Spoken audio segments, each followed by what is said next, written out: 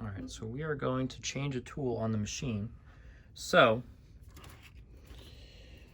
in the drawer, underneath this first drawer, we have the box that has all of our bits and all of our different items to change our items. And then usually this just sits right there, so you have the tool in there to tighten and loosen. So you're going to need this. Mm-hmm. Okay, you're going to need that.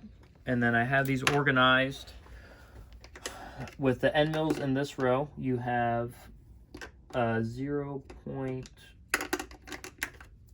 I believe, here. 0.4. These are 0.5. These are 0.6.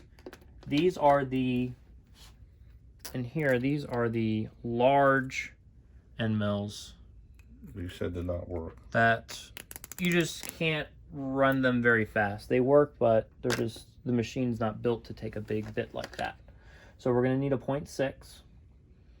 And you have, we have the special tool up here that is for the jewelry, bench jewelry bits that fits in there out of the rotary tool. Mm-hmm. And then you also have two diamond tip bits up here. So these are the diamond tips for the etching. And then all the dull end mills are in the same end mill row, but they're all have the date that they stopped being in use. Okay. Okay. So that's all you're going to need out of there. You're going to need. Well, where's the 5? Right. What I use. So what I do in this big gap. Let's see if you can see this. It doesn't matter, but in this big gap in the center, whatever I'm using on the machines, I have the empty shells in here with the bit. So I know I have my tool and I have the empty shells where I'm going to put them back in their boxes. So this one is a 0.5 millimeter empty tool, and you have another 0.5 millimeter in the other machine. So you can take one of these, you're going to need one of these, you're going to need your new tool, and then you're going to need your wrench. Okay. And then I usually just stick it right back in the drawer because it just fits right back nice in there. Okay, I'm going to take this off. Right. So we're going to take off the 0.5 millimeter bit. So what we're going to do before we do that, the machine has a setting to get the plate out of the way. So it has a tool change setting because the machine actually does zero itself with the new tool. So you're going to hit the enter button. Hang on, let me just move that and zoom in a little bit.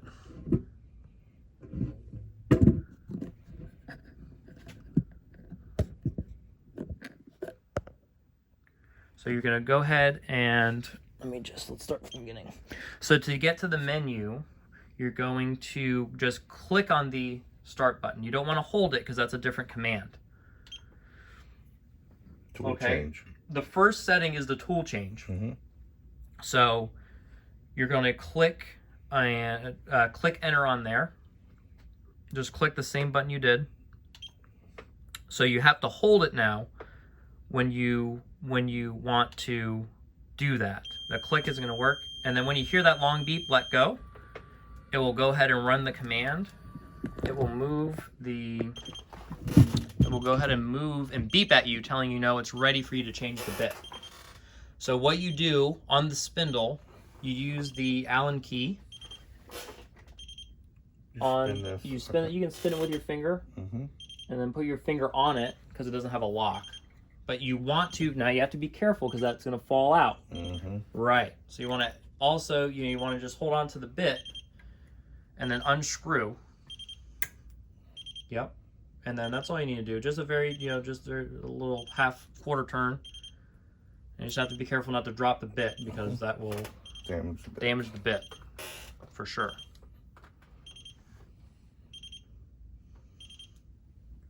And how you put it back inside the case, I'll go ahead and so I'll take the cap. So what you do to put it back in it fits in here. There's a little square. You fit the end mill inside that square. That way it holds it so that the tip does not touch the bottom. Even when you shake it, it doesn't come out. It's fitted for that reason, so you don't damage the bit. Okay. Oh, we can put these back. Now we put the 6 on. Right.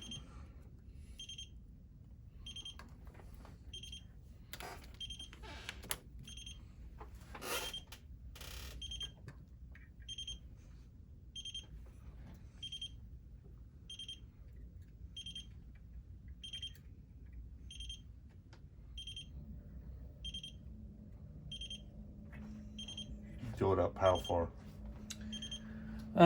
You can do a little bit more than that. Let me just go ahead and zoom in on that.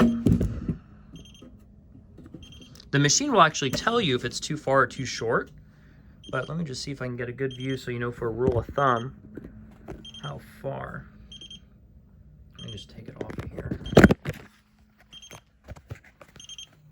So go ahead and go a little bit higher. Push in a little bit more. Keep going. Keep going. Well, like that. Now you see, you know, maybe about a quarter. Yeah, about a quarter inch of the flat part of the end mill, not the tapered part. And then you're gonna put back in the.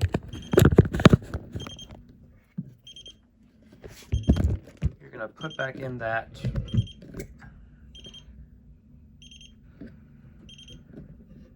Allen key to lock that in place.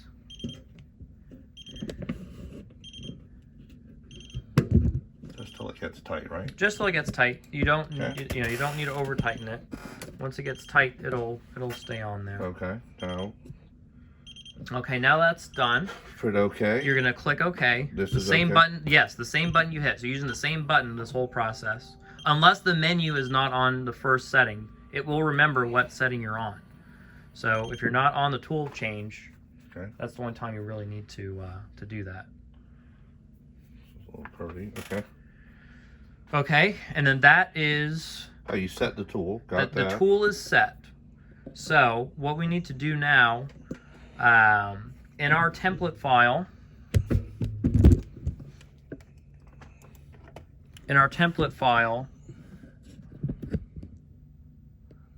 whenever you start the machine, we're going to cut something at the start of, the start of the day. Whenever you turn it on, every time you turn it on with this process, you need to make sure that you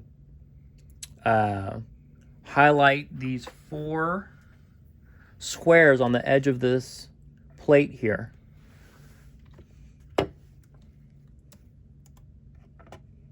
Okay, so I'm holding shift and clicking. We're going to highlight all 4 because this tells the machine where it is in relationship to the box that you want to cut out. Or anything you want to etch, anything. Okay, so we're going to hit the device button. Can we stop that? Because then you could be recording this. Yeah, we can do that.